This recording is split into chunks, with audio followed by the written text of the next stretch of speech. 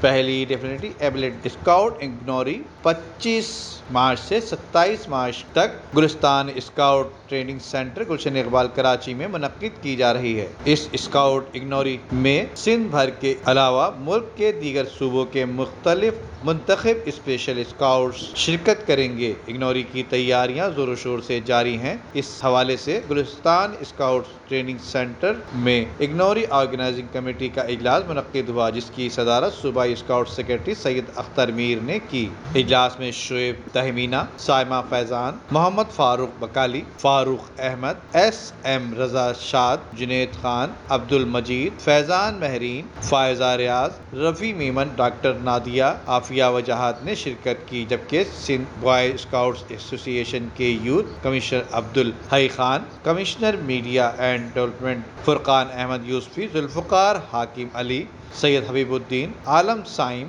مرزا آصف محمد، محمد الیاس، آصف اسلام، حاکم علی سومرو اور دیگر نے بھی خصوصی طور پر شرکت کی۔ ندیم صدیقی، میٹرو 7 پاکستان۔